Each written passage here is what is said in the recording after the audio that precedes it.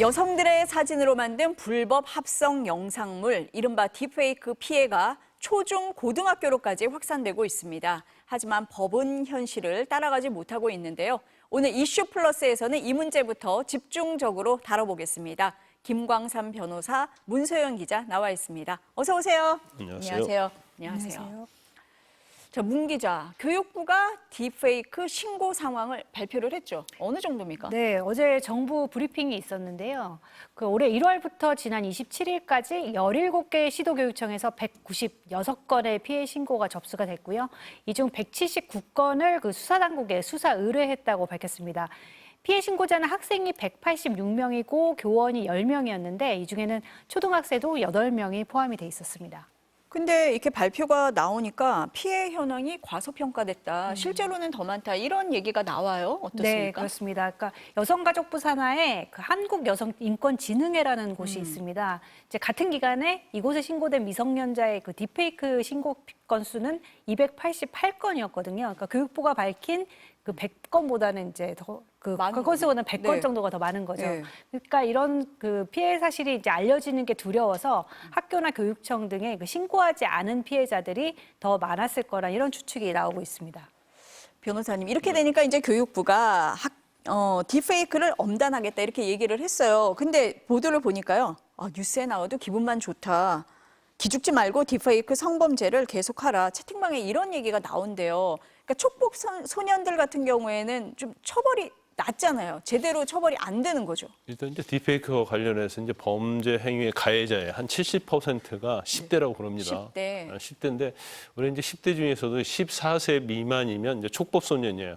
그래서 형사 미성년자로서 이제 처벌할 수가 없는 거고 또 처벌할 수 없기 때문에 이제 가정법원에서 재판을 받게 되면 이제 보호관찰을 주로 다 받게 된단 말이에요. 뭐 소년은 가는 경우도 있지만.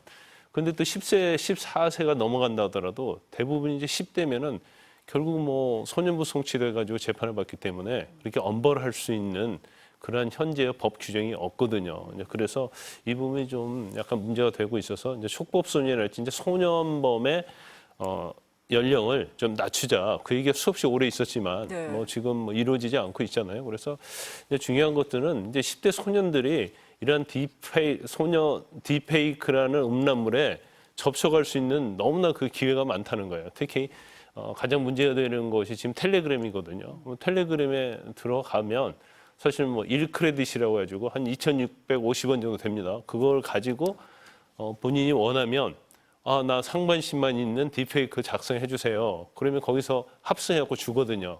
뭐 5크레딧 정도 되면 이제 완성한 전체적으로 그런 걸 줄 수 있기 때문에 이제 소녀 돈이 없잖아요. 10대들은. 네. 언제든지 접근할 수 있는 기회가 있는 거고 경우에 따라서는 또 이런 것도 있어요. 다른 방에 내가 딥페이크 제작을 해서 판매한다는 걸 홍보해 줘라.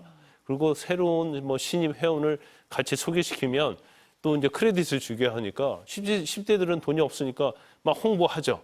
그러다 보니까 오히려 딥페이크 음란 영상물에 있어서 10대들이 홍보 역할을 하는 이제 그런 문제가 제기되고 있는데 제가 볼 때는 이제 제일 중요한 것은 이제 교육이겠죠.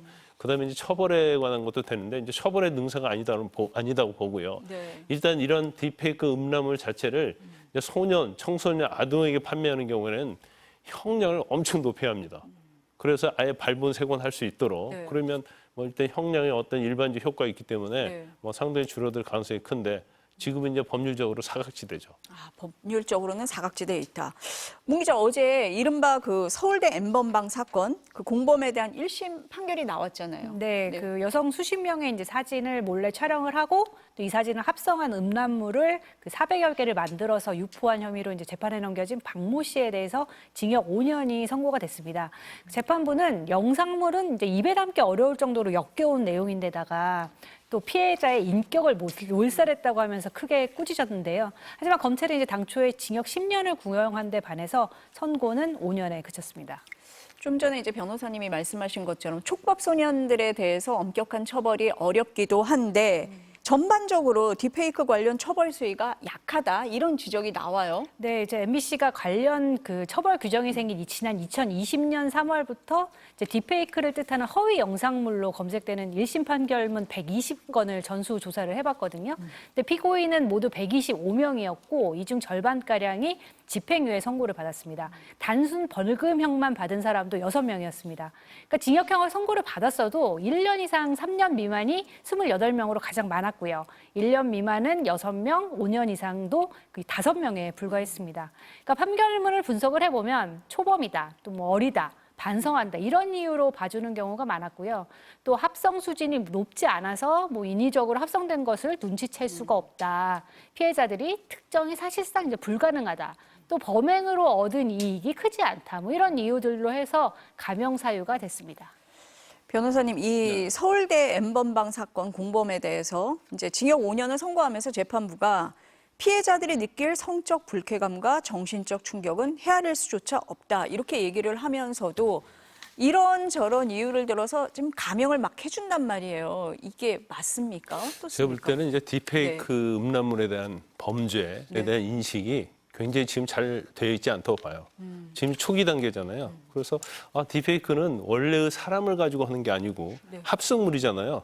그러니까 뭐 얼마나 피해가 있을까 이제 그런 잘못된 인식이 있을 수 있다는 거죠. 그래서 이제 대부분 전에도 그랬어요. 이제 성범죄와 관련해서도 2013년도에 친구죄가 폐지되기 이전에는 마치 강제추행이랄지 이런 범죄에 대해서 상당히 약간 잘못된 어떤 성적 관념 이런 게 있었거든요. 성인지 감수성 같은 게 문제가 됐었거든요. 네. 그래서 아마 이제 초기 단계에서 그렇다고 볼 수 있어요. 그래서 이 부분이 오히려 우리가 말하는 이제 몰카, 불법 촬영물 못지않게 이게 엄청나게 문제가 있고 이로 인해서 이제 피해량 자체는 이건 뭐 시공간을 초월하는 거거든요. 그렇죠. 뭐 인터넷이랄지 SNS에서 퍼져버리면 이걸 다시 회수할 수 있는 방법도 없고요.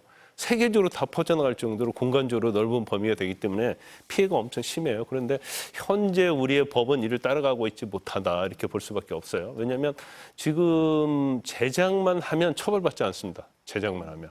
근데 이게 반포할 목적으로 그러니까 유포시킬 목적으로 제작을 해야지 처벌받게 돼 있거든요. 그래서 또 제작 자체에서도 뭐 아동 청소년과 관련된 거에서는 이제 보거나 소지만 해도 처벌을 받지만 성년의 경우는 그렇지 않아요. 근데 서울 N번방은 전부 다 졸업생들 성년이지 않습니까? 그렇죠. 이제 그러다 보니까 여러 가지 좀 문제가 있고 이런 부분에 있어서는 뭔가 좀 법이 획기적으로 바뀌어야 하는데 지금 AI와 관련된 것들이 사실 딥페이크잖아요. 그래 AI와 관련된 법률에서도 뭔가 제정이 되고 개정에 손을 봐야 한다고 보고 이게 이제 SNS랄지 이런 걸로 퍼지는 것 자체가 이제 정보통신망을 이용한 거거든요. 그래서 지금 AI와 관련된 법률이랄지 정보통신망법 관련된 법률이 사실은 발의가 돼 있어요. 그런데 이제 그것이 아직 국회에서 정식적으로 논의가 안 되고 통과가 안 돼 있기 때문에 이게 빨리 이제 국회의원들이 신속하게 법도 제정하고요.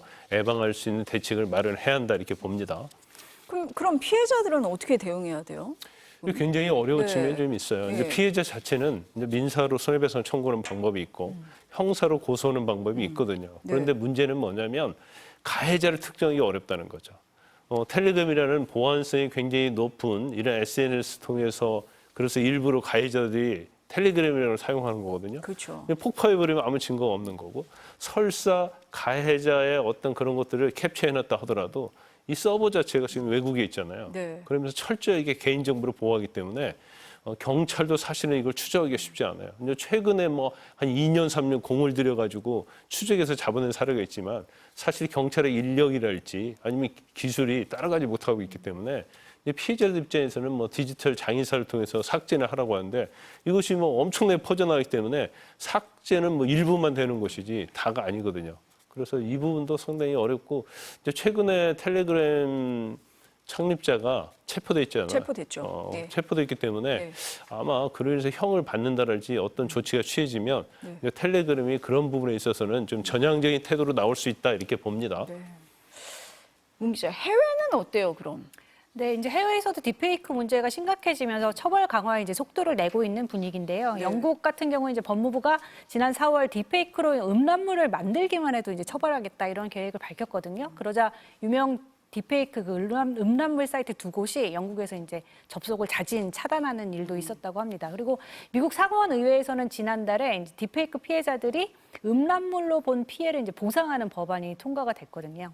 이제 이렇게 심각해지니까 우리도 처벌 수위를 강화하겠다. 뭐 대책은 내놓고 있잖아요. 네, 오늘 오전에 이제 정부 여당이 만났어요. 그래서 네. 딥페이크 유포 등의 형량을 현행 최대 징역 5년에서 이제 최대 7년으로 강화하는 방안을 추진을 하기로 했고요.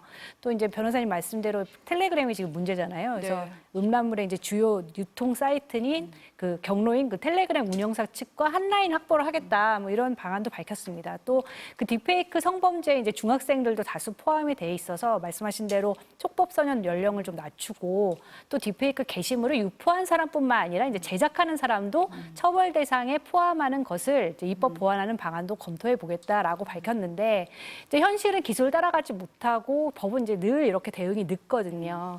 그래서 진학이나 취업을 이제 제한하는 이런 사회적 처벌이 필요하다 이런 목소리도 나오고 있습니다. 예를 들어서 미국 하버드 대학교에서는 지난 2017년에 그 페이스북의 비공개 그룹을 만들어서 성적 비하 발언을 하고 이제 관련 사진들을 공유한 10여 명의 예비 신입생들이 있었거든요. 근데 이 예비 입학생들의 합격을 대학 측에서 취소한 적이 있었습니다.